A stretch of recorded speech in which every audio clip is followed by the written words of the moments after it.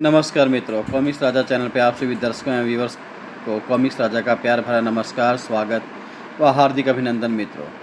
तो मित्रों, आज हम आपके लिए लेके आए हैं नागराज की कॉमिक्स नागराज और बौना शैतान। कॉमिक्स शुरू करने से पहले मित्रों, हम राज कॉमिक्स का तहे दिल से शुक्रिया अदा करते हैं, जिसके कारण हम यह कॉमिक्स अपने चैनल पर प्रकाशित कर पा रहे हैं, क्योंकि उन्होंने ही सबसे पहले इस कॉमिक्स को प्रकाशित किया था। हम उसकी सॉफ्ट ऑडियो विजुअल कॉपी अपने चैनल पे प्रदर्शित कर रहे हैं मित्रों। यह आपका ही चैनल है मित्रों, बने रहिए। चलिए मित्रों, शुरू करते हैं नागराज और बौना शैतान। कथानक राजा, संपादन मनीष चंद्रगुप्त, कला निर्देशन प्रताप मुलिक, चित्रांकन चंदू सुलेख पालवड़कर।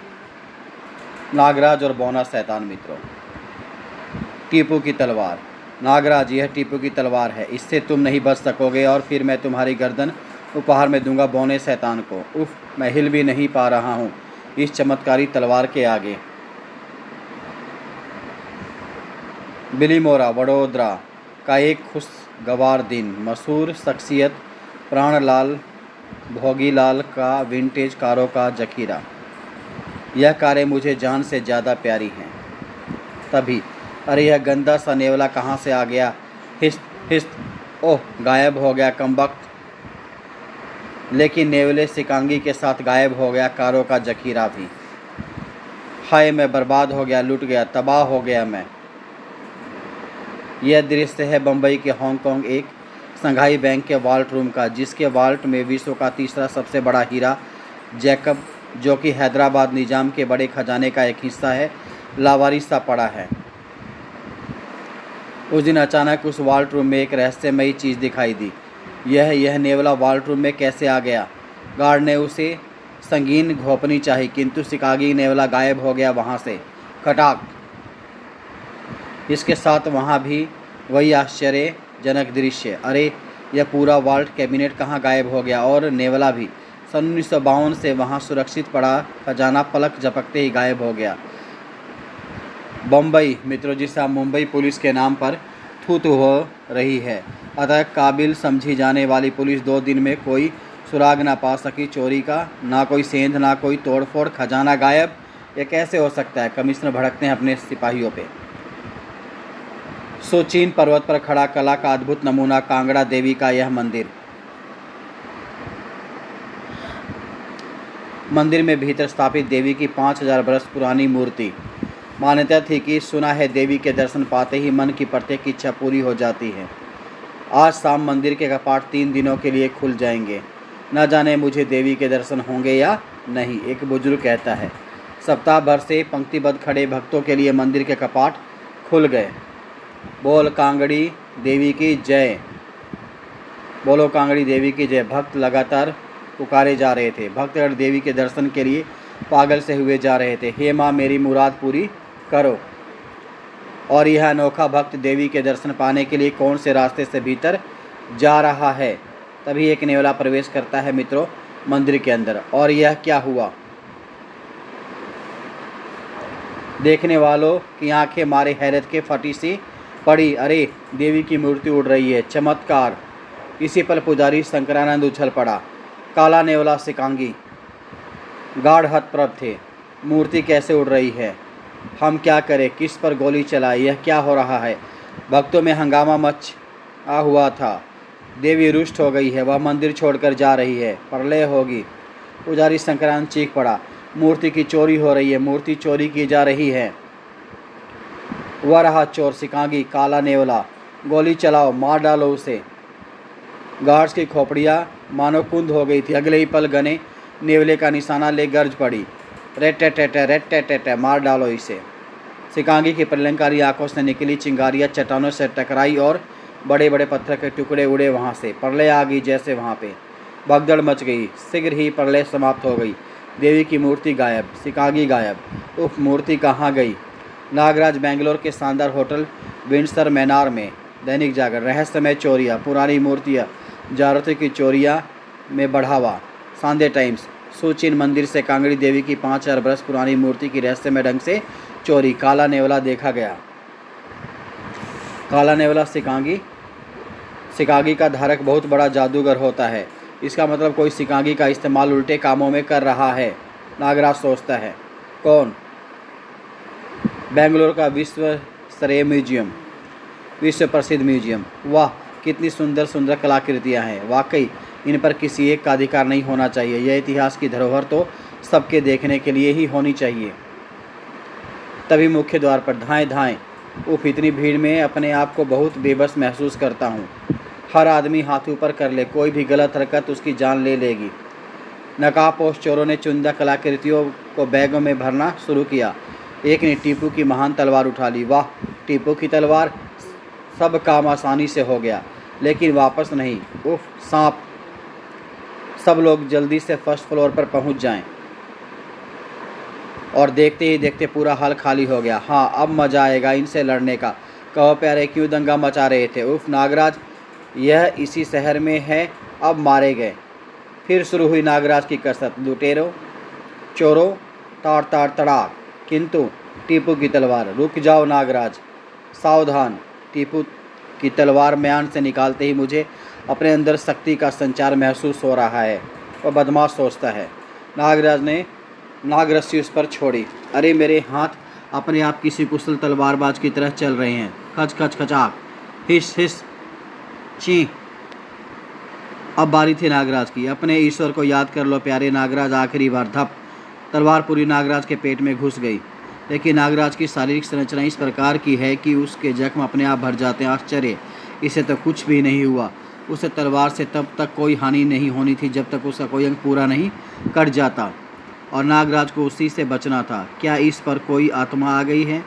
फर्स्ट फ्लोर पर खड़े दर्शक इस रोमांचक जंग के गवाह थे। उफ, बहुत शक्तिशाली तलवार है। एक बार हाथ लग जा, 84 करोड़ टुकड़े करके पूरे भारत में बंटवा दूंगा, बदमाश सोचता है। फिर वह मौका आ भी गया। बॉल मार दिया जाए या छोड़ दिया जाए, वह नागराज को तलवार के निशाने पर ले लेता है। अब मुझे कौन बचा सकता है टीपू की तलवार से? खन, टीपू की ढाल। खन! जितनी मारने की शक्ति टीपू की तलवार में है, उतनी ही बचाने की शक्ति टीपू की ढाल में भी है। खनाक! और अब बाजी पलटने लगी। नकाबपोश, अब तुम जिंदगी भर अपनी ठुकाई याद रखोगे, नागराज कहता है। नागराज ने नकाबपोश को सम्मोहन में बांधा। बोलो, यह चोरी किसके लिए करते हो और माल किसे बेचते हो? और नकाबपोश बताता चला गया।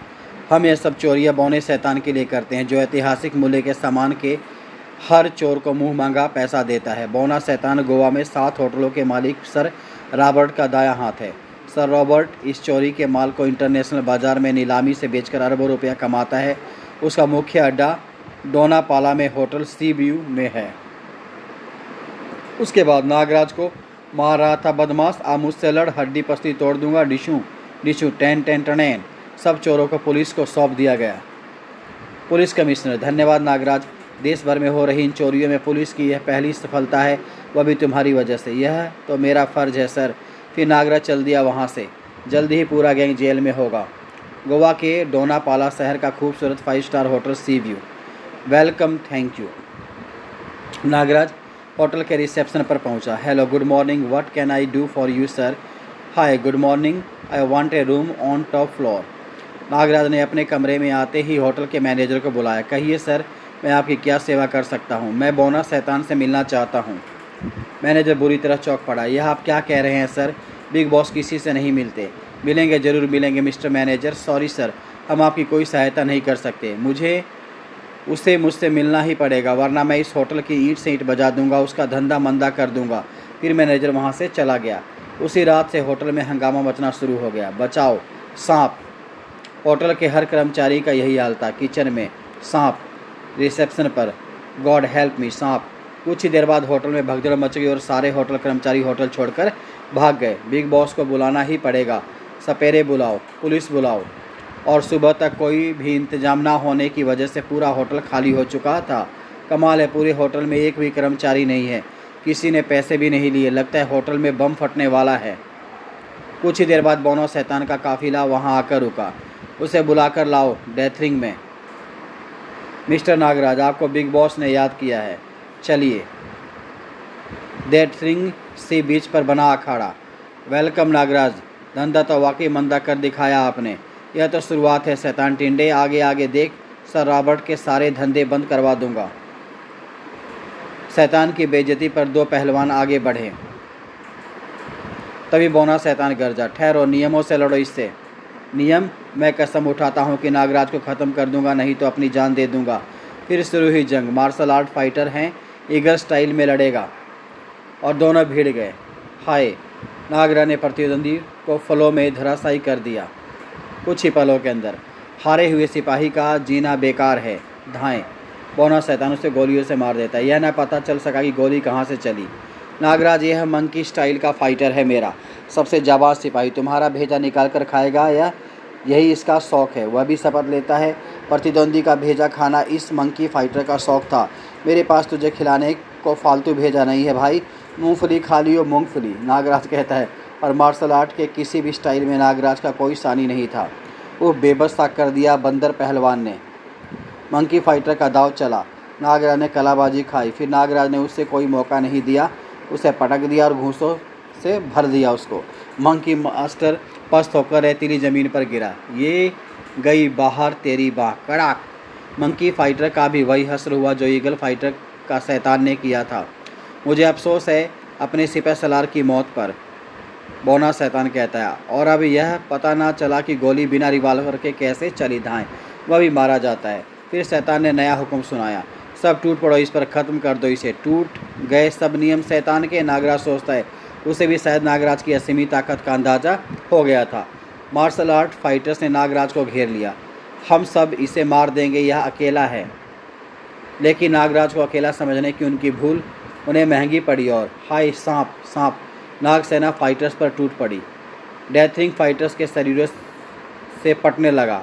सब निकम्मे भर्ती थे मेरी सेना में, बौना शैतान कहता है।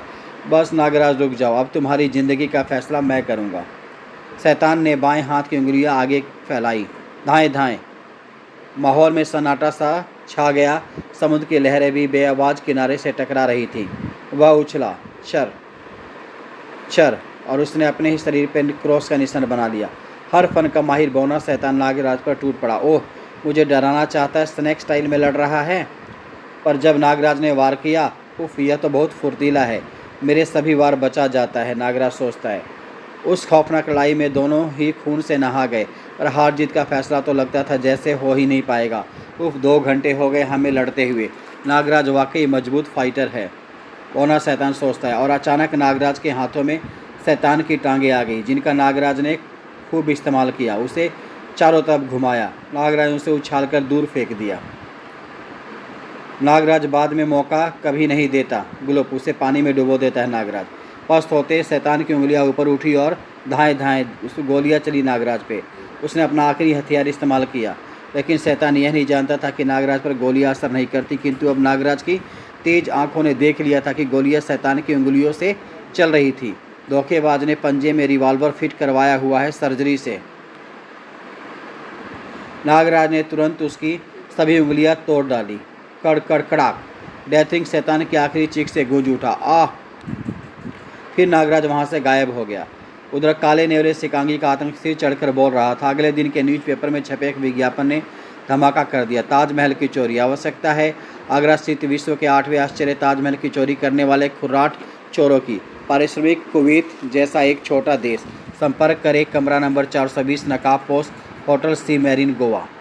जिसे पढ़ा वही दंग, जिसने सुना हैरान परेशान। नया धमाका, ताजमहल की चोरी। ताजमहल की चोरी असंभव। ताजमहल की चोरी कोई कैसे करेगा? विज्ञापन दाता जरूर पागल है या फिर सन की। शहर भर में सरगर्मी फैली हुई थी। लीजिए, कुवैत जैसे देश के राजा बनिए। अज्ञात नकाबपोश द्वारा ताजमहल की चोरी का ऑफर, एक मुझे एक देना। पुलिस हेडक्वार्टर में खलबली मची हुई थी। यह क्या बेहुदा विज्ञापन छपा है आपके अखबार में? हमारे अखबार में विज्ञापन देने पर रोक नहीं लगी है कमिश्नर साहब। आप चाहे तो लाल किले की चोरी का विज्ञापन दे सकते हैं। बकवास बंद कीजिए। आप मार्केट में अपना सारा स्टॉक तुरंत हटवाने की तैयारी कर लें, वरना हमें कोई कार्रवाई करनी पड़ेगी आपके खिलाफ। Hello over, hello hello. Hotel Sea Marine से उस अज्ञात नकाबपोश को हिरासत में ले लो, ओवर। जीप दौड़ पड़ी होटल सी मैरिन की तरफ। वो वो वो। अगले कुछ मिनटों में ही होटल सी मैरिन का घेराव कर लिया गया। कोई भीतर ना जाए, ना ही कोई बाहर जाने पाए। आ जाइए इंस्पेक्टर साहब, दरवाज़ा खुला है। 420 नंबर रूम। और नकाबपोश वाली कुर्सी घूम गई। और आप चाहे तो बैठ सकते हैं इंस्पेक्टर। No thanks. यह विज्ञापन देने वाले नकाबपोश तुम ही हो? 100% मैं हूँ। तब फिर मुझे तुम्हें हिरासत में लेने का ऑर्डर है। मेरा जुर्म? ये विज्ञापन छपवाना कोई जुर्म नहीं इंस्पेक्टर। हाँ, अगर मैंने सचमुच ताजमहल की चोरी कर ली होती तो जुर्म होता। अगर ताजमहल चोरी की जाने योग्य वस्तु होती तो जुर्म होता। इंस्पेक्टर, क्या आप कल्पना कर सकते हैं कि ताजमहल चोरी किया जा सकता है? नहीं, मगर जब आप खुद कह रहे हैं कि ताजमहल चोरी नहीं किया जा सकता तो फिर मुझे हिरासत में क्यों लेना चाहते हैं आप? तब फिर ऐसा विज्ञापन छपवाने का क्या मतलब? मेरी सनक, मैं देखना चाहता हूं कि इस धरती पर क्या कोई ऐसा इंसान भी है जो ताजमहल की चोरी की स्कीम बना सके।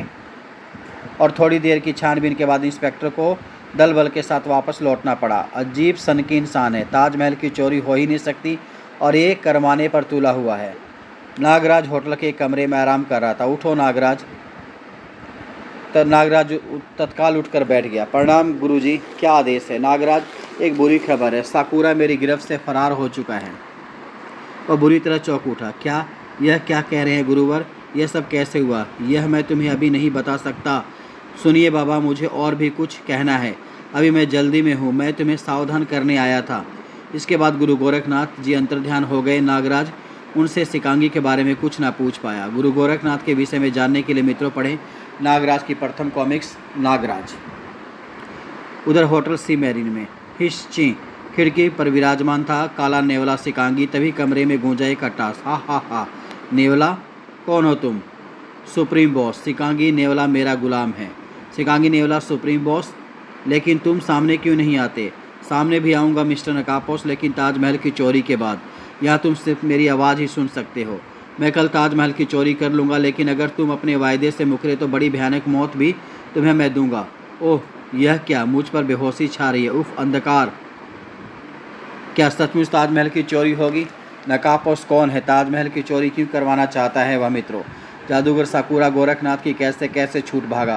क्या नागराज सुप्रीम बॉस तक पहुंच सका? सुप्रीम बॉस सिकांगी व नागराज की बेमिसाल टक्कर के लिए मित्रों पढ़िए आगामी कॉमिक्स नागराज और ताजमहल की चोरी। और इसी के साथ मित्रों यह कॉमिक्स यहीं पे ख़त्म होती है। अगली नई कॉमिक्स नागराज और ताजमहल की चोरी के साथ आप लोग इससे फिर मिलेंगे। तब तक के लिए आप अपने कॉमिक्स राजा को आज्ञा दीजिए मित्रों। धन्यवाद, थैंक यू। आपका दिन शुभ हो मित्रों।